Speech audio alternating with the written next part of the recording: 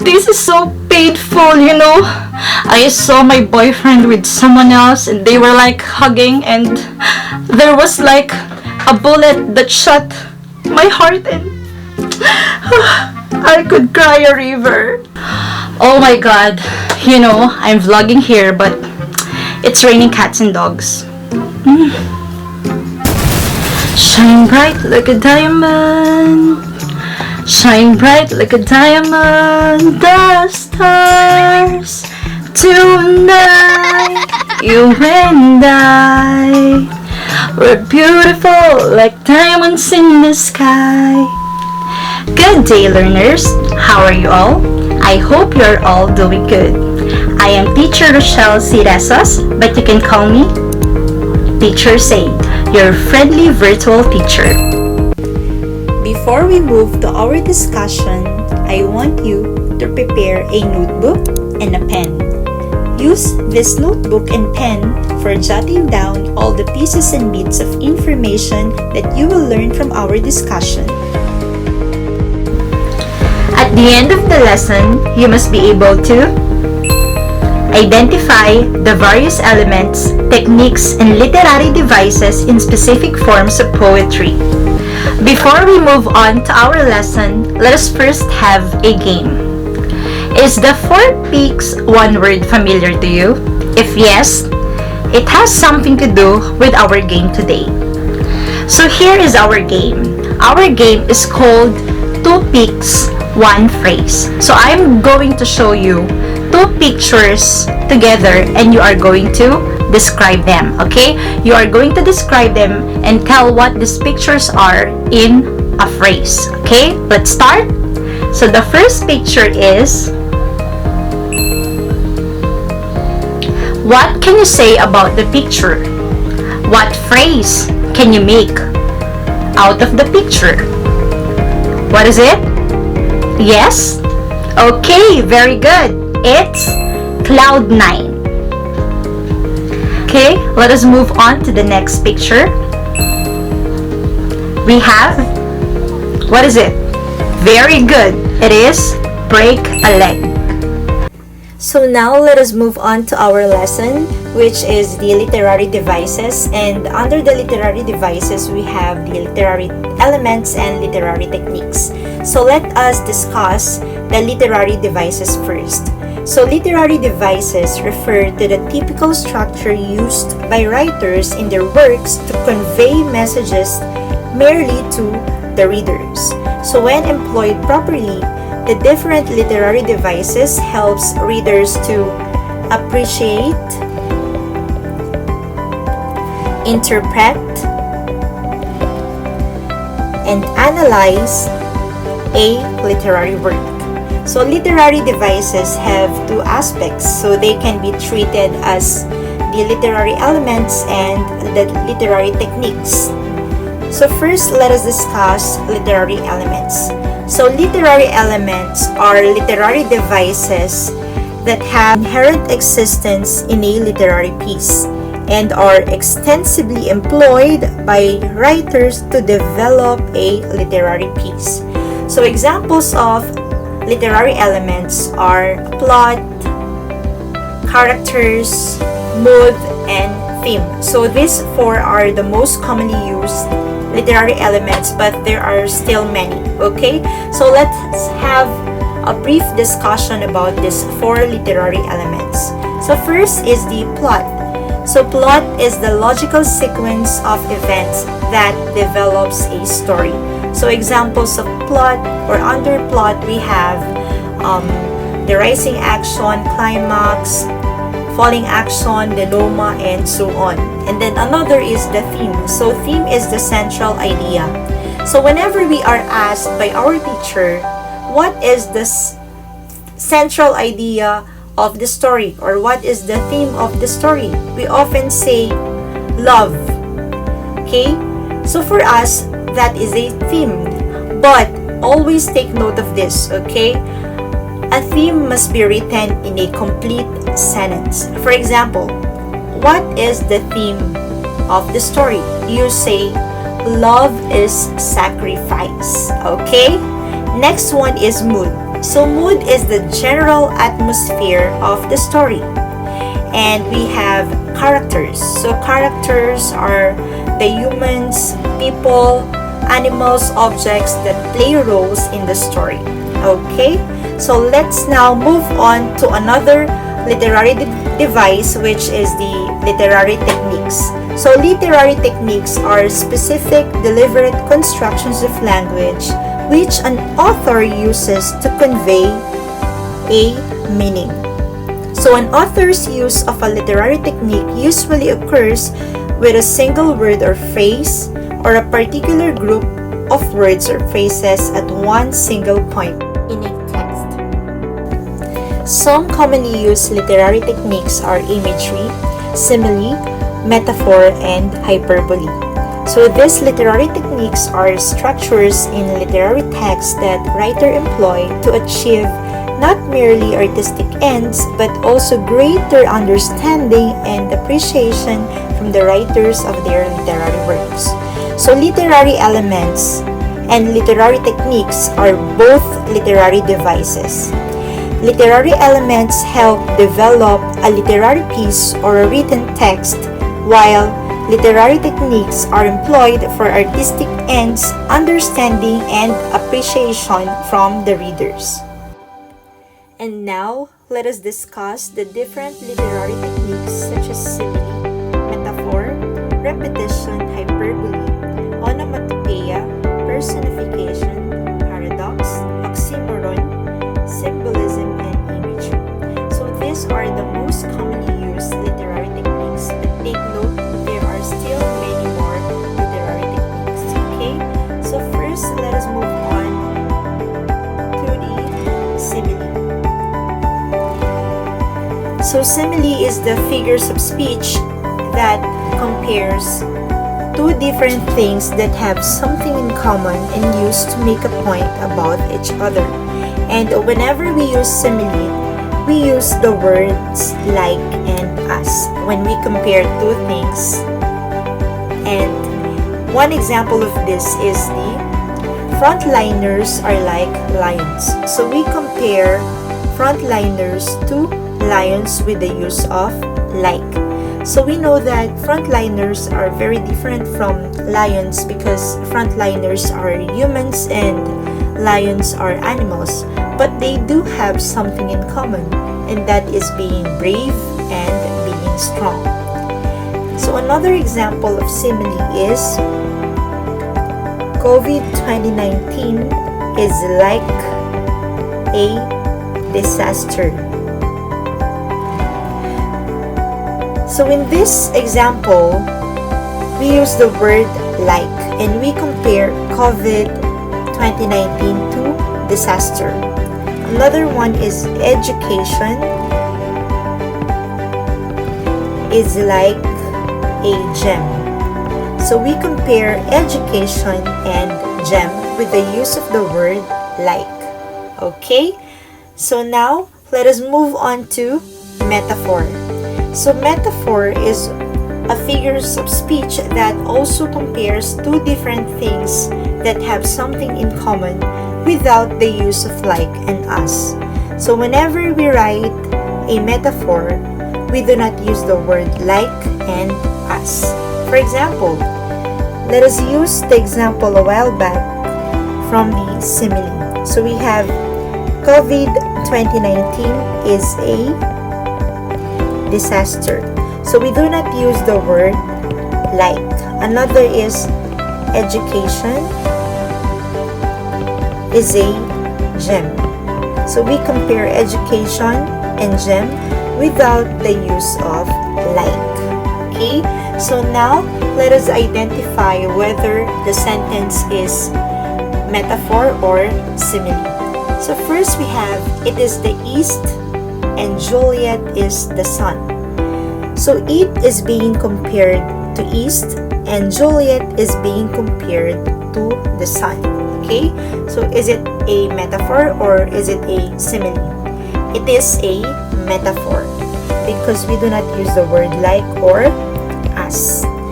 another example is my love is like a red, red rose. So we compare my love to a red, red rose with the use of like. Therefore, it is a simile. Another example is the your love, your love, your love is my drug. So we compare your love to my drug. So we do not use the word like and as. Therefore, it is a metaphor. Okay? So let us move on to the another literary technique, which is the repetition. So repetition is used to emphasize a particular idea through the use of word, phrase, or structure which are repeated several times. So always remember that whenever we use this kind of figurative language or literary technique, there is always a repetition of a word or phrase or structure for several times. Okay? So one example of repetition is the alliteration. So alliteration is a very common figure of speech that involves the repetition of initial consonant sounds. So take note, alliteration involves the repetition of initial consonant sounds. Shakespeare used alliteration very frequently in his plays and poetry. In this prologue to Act 1 of Romeo and Juliet, Shakespeare uses alliteration in the F sound of from, fort, fatal, and foes. He also alliterates the L sound in lions, lovers, and life. So another example of alliteration is Sally sells seashells by the seashore. So there is an alliteration and repetition of the initial consonant sound S. Okay? So let us move on now to the assonance, which is also a repetition. So assonance is the figurative term used to refer to the repetition of a vowel sound in a line of text or poetry. So take note of repetition of a vowel sound. So alliteration is the repetition of initial consonant sound, while assonance is the repetition of a vowel sound. Assonance is used for some of the same reasons as alliteration. It can affect the rhythm, tone, and mood of a text. An example of assonance is the light of the fire is a sight. So as you can notice, there is a repetition of the long I sound. Okay? So another example, we have go slow over the road. So in this example, there is a repetition of the long O sound. Go slow over the road. Okay? Another is the try as I might, the kite did not fly. So try as I might, the kite did not fly. So in this example, there is also a repetition of the long I sound. Okay, so now let's have another example. So a lot of popular poems showcase assonance examples. One of the most cited is William Wordsworth's I Wandered Lonely as a Cloud. So the many long O sounds cohere the first 4 lines of this poem, while the recurring E sounds signal a tonal shift. Another type of repetition is the consonance. So consonance is a pleasing sounding caused by the repetition of consonant sounds within sentences, phrases, or in poems. So typically, this repetition occurs at the end of the words but may also be found within a word or at the beginning. So example of consonants are cheer and beer, strong and swing. So there is the repetition at the end of these phrases. Another example, far, and jar, hard and ward, borrow and sorrow. So there are repetitions at the end of these phrases. Okay? So now let's move on with a popular fairy tale widely believed to be true is the Pied Piper of Hamelin, which is our example in this onomatopoeia literary technique. So we have here the rustling and bustling, jostling, pattering, clattering, clapping, chattering. So these are all examples of onomatopoeia because what they sound or how they sound is how they actually mean. Okay? So let's move on to the personification. So personification is the way of giving an inanimate object the qualities of a living thing. Examples of personifications are the window winked at me and the leaves are dancing. So the window and the leaves are inanimate objects. They do not have life. But when we use personification, we give human attributes to these inanimate objects. So we say the window winked at me, the leaves are dancing. Another is the paradox. So a paradox is a statement that appears at first to be contradictory, but upon reflection then makes sense. So this literary device is commonly used to engage a reader to discover an underlying logic in a seemingly self-contradictory statement or phrase. So as a result, paradox allows readers to understand concepts in a different and even non-traditional way. So example of a paradox is less is more. So less is contrary to more. Less means little, while more means much. Although they are contradicting each other, it still makes sense. For example, less is more. Less drinking of alcohol means a healthier body. Another, less talk, less mistake. Another examples of paradox are the beginning of the end. So this is contradictory. If you don't risk anything, you risk everything.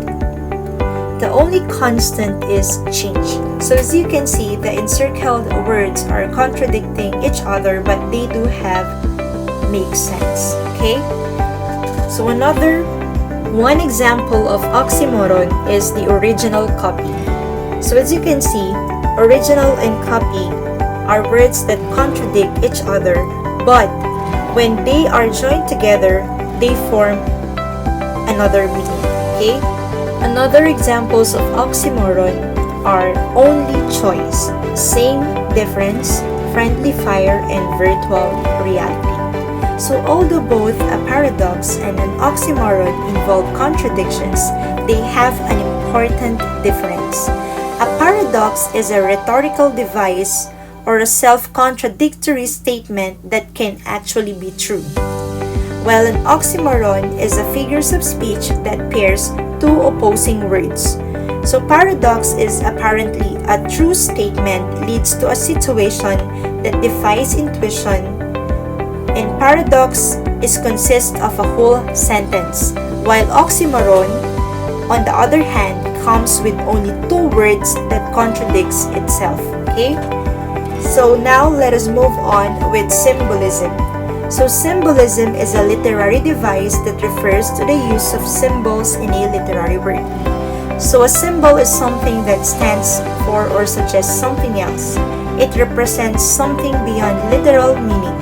In literature, a symbol can be a word, object, action, character, or concept that embodies and evokes a range of additional meaning and significance.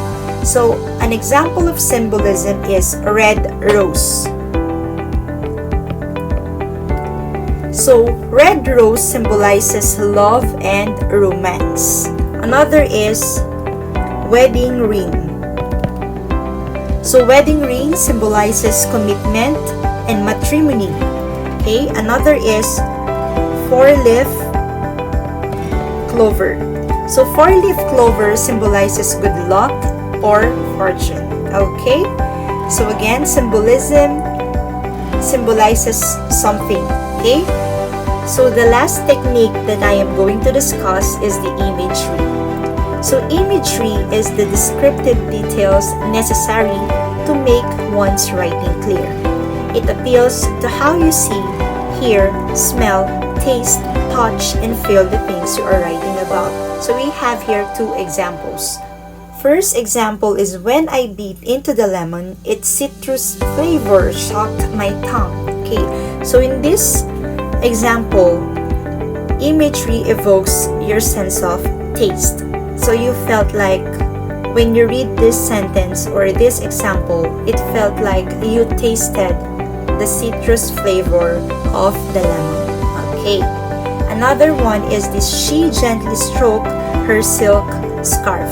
So this sentence or example evokes your sense of touch. And that's it, my dear students. So we're done with the lesson. I really do hope that you have learned a lot from today's lesson and will be able to apply and use them for education and specific purposes. So if you have any questions, you can just send me a message on our group chat, or you can send me your personal message. So that's it. Goodbye. Have a nice day.